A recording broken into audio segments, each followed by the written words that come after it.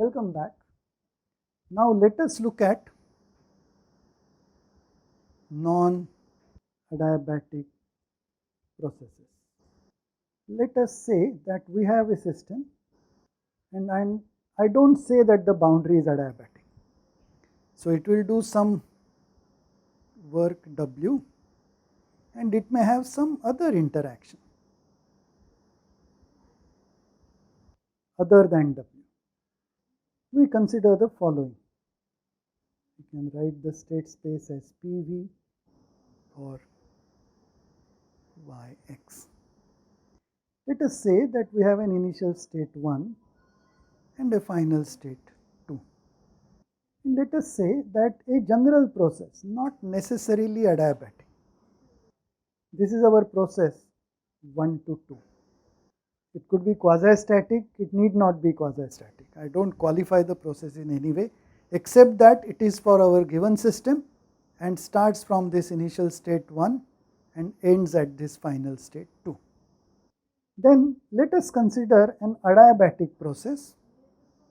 Although I have shown it quasi-static, need not be quasi-static. But let us execute an adiabatic process from 1 to 2 and let this be the representation, some adiabatic process. Now in the process 1 to 2, which is any general process, any process, let the work done be W12. In the process 1 AD2, which is an adiabatic process, let the work done be W12 adiabatic. Because one is an adiabatic process and another is a non-adiabatic process, we can say that in general the two work interactions will not be equal. Now this inequality, or not necessarily an equality, allows us to define the heat interaction, which we will now do.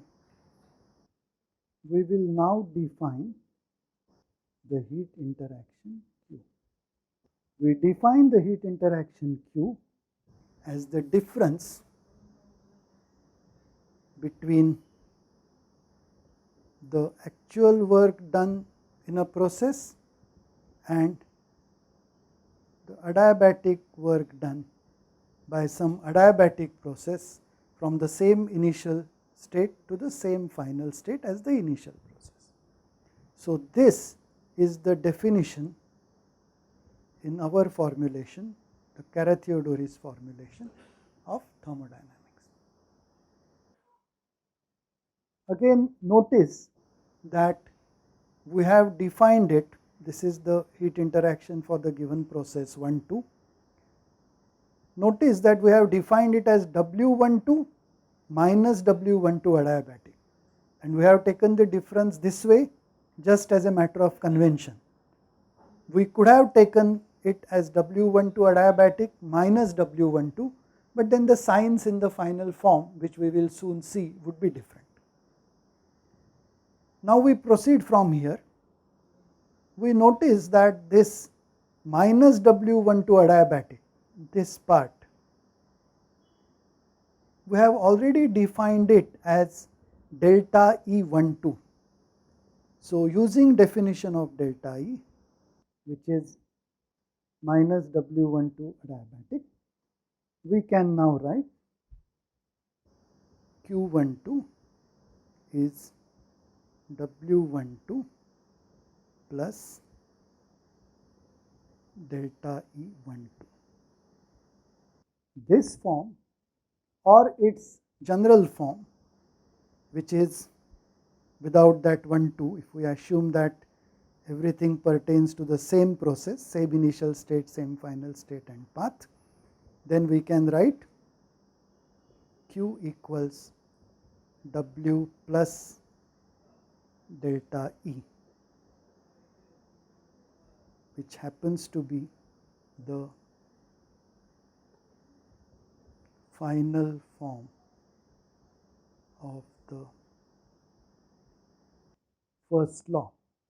And since we are looking only at a closed system, we should note that this is the format of the first law for closed systems. Thank you.